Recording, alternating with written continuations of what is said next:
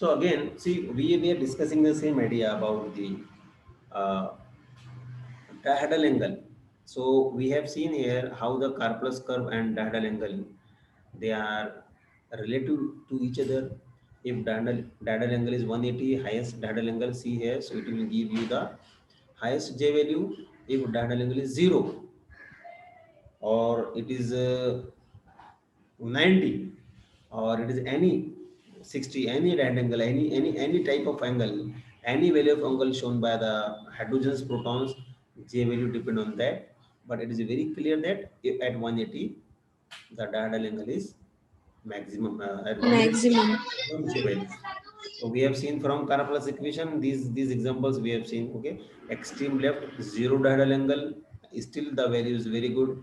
Extreme right 180 dihedral angle, value is very good. At 90 dihedral angle, J value is 0. Okay, this is a very simple idea. Many examples we have taken. Many examples we have taken. Okay, so that is what we are discussing. See now here. So ये हमने basic idea लिया था, and wow, we are discussing the next part, the application part now. Triplet of triplet will be formed. You see here, these are two are the axial and 180 angle. So maximum J values say about 10, 10, 11. और जब ये equatorial से equatorial, see I will listen carefully. याद रखिए. अब मुझे बताइए, ये H इनसे कपल होगा n+1 रूल से. ये जो black H है, ये this H will couple with this or 2, yes or not? Yes. How? n+1. Yes. You tell what is the multiplicity? n+1 rule में क्या आएगा? ट्रिपलेट आएगा. आया. What is the value in the between the triplet? ये देखिए, ये ऐसा triplet आया. आप बताइए इनकी ये दोनों के बीच की वैल्यू कितना है? ये डिस्टेंस J आएगा. कितना है? 11 आया. ठीक है, 11 आया. याद रखिए. अब आगे बात सुनिए, गौर सुनिए. अब इसके बाद की कपलिंग जो होंगी वो होंगी इक्वेटोरियल कपलिंग. ये ऐसे यहाँ पे इक्वेटोरियल बॉन्ड एंड इनसे कपलिंग. मुझे बताइए आप कि डायहेड्रल एंगल कितना ज्यादा किसका है? एक्सियल एक्सियल का या एक्सियल इक्वेटोरियल का? Axial का. Very good, very good. Now you tell, जब axial is highest dihedral angle, what is the J value? Higher और lower? Higher. Very nice, very nice. Listen now, हमारा point यहाँ पर है. यानी कि ये अगर जे वैल्यू सबसे ज्यादा आएंगी, फिर राइट समझो 11 है या 12 है, suppose J equal to, you understand, consider as 11, suppose 11 लेते हैं या 12 लेते हैं. ठीक है, 12 हर्ट्ज. अब याद रखिए मैक्सिमम वैल्यू हुई. तब ये एक्सियल इक्वेटोरियल जो दो प्रोटॉन्स है, इसकी वैल्यू क्या आएंगी? जे की कम आएंगी. तो याद रखिए वो इसी में से स्प्लिट होती है, या याद रखिए वो 12 में से डिवाइड होती है. तो less than 12 means that should be, it means that ये ट्रिपलेट है. ये ट्रिपलेट फिर इनसे स्प्लिट होगा, यानी हर सिग्नल एक और ट्रिपलेट में स्प्लिट होगा. ये भी एक ट्रिपलेट में स्प्लिट होगा, ये भी एक ट्रिपलेट में स्प्लिट होगा. यस, इसे कहते हैं triplet of triplet. Hope you understand. Got it? Got it? Okay, fine. Next point. You see there are two types of neighbor, hence there would be two J values. J axial coupling will be above 8 hertz. 10-12 लेते हैं हम उसको. and see second conformers. okay, हमने उसको छोड़ दिया है. अभी सेकंड एग्जांपल उसी का लिया है, उसी का हमने लिया है दूसरा एग्जांपल. अगर ये जो ग्रुप है, ये group trifluoroacetyl group, if it is at axial, तो ये प्रोटॉन क्या हो गया? इक्वेटोरियल हो गया, right? when it is equatorial, see here, तो मुझे बताइए इस प्रोटॉन को पहले एग्जांपल में एक्सियल थे कि नहीं थे प्रोटॉन्स? बोलिए. थे. एक्सियल थे, राइट? यस, एक्सियल थे. इसको कितने एक्सियल थे? 2 एक्सियल थे. अगर ये दोनों का आपको स्पेक्ट्रा दिया जाए, सी दोनों का अलग अलग स्पेक्ट्रा दिया जाए, आपके कंपाउंड का स्पेक्ट्रा ही क्या आएगा आपको? Remember this point. अगर आपने जो रिएक्शन लगाया है उसका आपको एक ही स्पेक्ट्रा दिया जाएगा, लेकिन उस स्पेक्ट्रा से आप मालूम कर सकते हो. Yes, you can easily find out. कैसा? देखो, ये प्रोटॉन को 2 एक्सियल थे, इसलिए जे वैल्यू कितना आया? Triplet of J value 8 hertz. Above 8. लेकिन हाँ, अगर आपको जे वैल्यू 8 से नीचे आ रहा है, इसका मतलब क्या बोलेंगे आप? कि वो प्रोटॉन वो को, इक्वेटोरियल। हाँ इक्वेटोरियल वो, भी आया है उसमें। यस, और वो प्रोटॉन को एक भी एक्सियल प्रोटॉन नहीं है। सिंपल, वेरी सिंपल, समझे क्या आप? Very simple, very easy understand, very easy concept. अगर कोई प्रोटॉन को आप उसकी मल्टीप्लिसिटी देख रहे हो और वो सैक्रोहेक्सेन की बात हो रही है, कन्फर्मेशन की बात हो रही है, forget about everything, just focus, understand cyclohexane and related 6 member ring. हमने टाइटल दिया है 6 मेंबर रिंग। अगर कोई 6 मेंबर रिंग का प्रोटॉन आप उसका मल्टीप्लिसिटी देख रहे हो और मल्टीप्लिसिटी मालूम हुआ कि उसकी जे वैल्यूज लेस देन 8 है, so what is the extract, abstract क्या आया उसका? उसका एब्स्ट्रैक्ट ये हुआ, कंक्लूजन ये हुआ कि उस प्रोटॉन को एक भी एक्सियल प्रोटॉन नहीं है। एम आई राइट और wrong? Yes. You are getting the point? Yes. Clear cut idea. If you are getting an spectrum in which J values of cyclic structure, cyclic six member, if J values is less than 8, it clear cut you can say. What do you say? Yes, anyone? There is no axial. There is no axial proton. देखो, इसको इसको let me complete the sentence. Let me complete the sentence. There is no axial proton to this proton under study. इसमें axial तो है neighbour में, but इसको axial है क्या? वो नहीं। नहीं को एक्सियल नहीं है। See, understand the point. See, you will become the very good spectroscopist. But what is the point? You should understand the idea. इसके साथ में चलना पड़ेगा आपको, ठीक है? You got it? Fine. Next point. Let us go for the next molecule. Sorry. ये हो गया, ये देखिए अभी ये है आपका नॉरबोर्निन स्ट्रक्चर।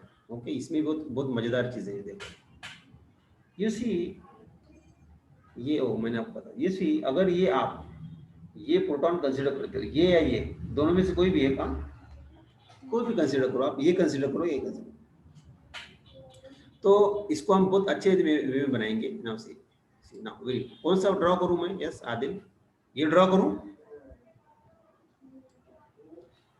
सर आर्क के ऊपर वाला।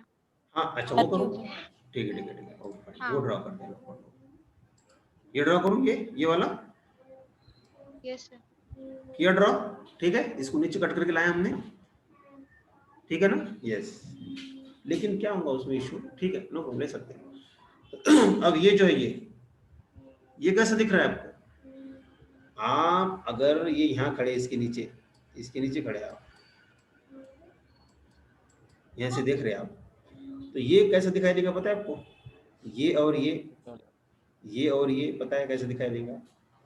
ये प्रोटॉन जो है, ये वाला, ये आपको, ये बॉन्ड अपने अगर आप ऐसे समझे हैं इसको, ये और ग्रिड में हम उसको बनाएंगे, हमने वो बॉन्ड आपको दिखाई देगा,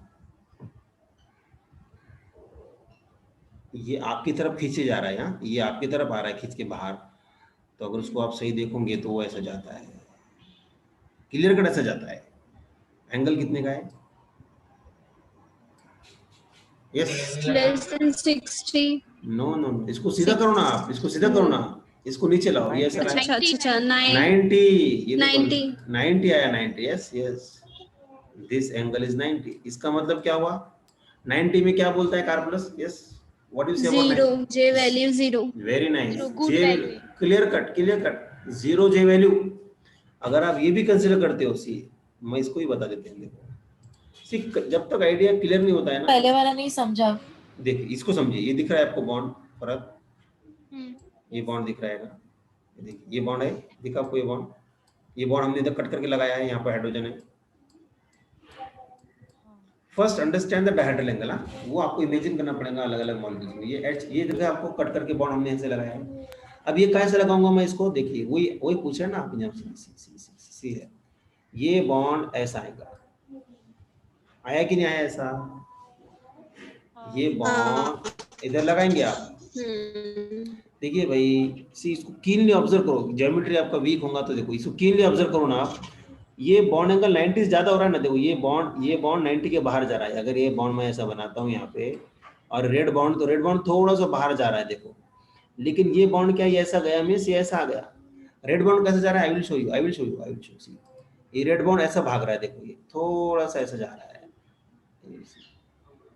ये बॉन्ड, ये बॉन्ड, और ये तो ये 90 से ज्यादा हो गया, और ये 90 से ज्यादा हो गया, और ये क्या हुआ, ये ग्रीन क्या हुआ, ग्रीन ये 180 हो बराबर गया 90 हुआ। तो 90 में क्या होता है बॉन्ड एंगल, कार प्लस में क्या जीरो था, zero. When yes, clear cut. You see, so you can say J equal to 0 hertz Oh. between the two non-equivalent hydrogens shown in black and green. It is because they have bond angle 0. Sorry, bond angle कितना है, 90 है, इसलिए उसका J value 0 है. You got it? yes Yes, sir. Yes. Very good, very good. Fine. So now this is what about the compounds. Now you see, again अगर इसको हमने और आपके लिए बनाया था, you see इसको क्या समझने का है, देखो ये देखो, ये देखिए इसको समझ, ये आ गया। अब गौर से देखिए, ये हम ये H बॉन्ड क्या हो रहा है, देखिए इसका, ये देखो ये बॉन्ड है, ये देखिए ये 90 का एंगल है, और इससे एंगल भी 90 का है। देखो ग्रीन में हमने ये जो दोबारा बनाया है, देखिए दिख रहा है आपको, ये भी 90 का एंगल है, वो भी 90 का है। तो कैसा आपको तोड़ना पड़ेगा इसको, if you break it you can get it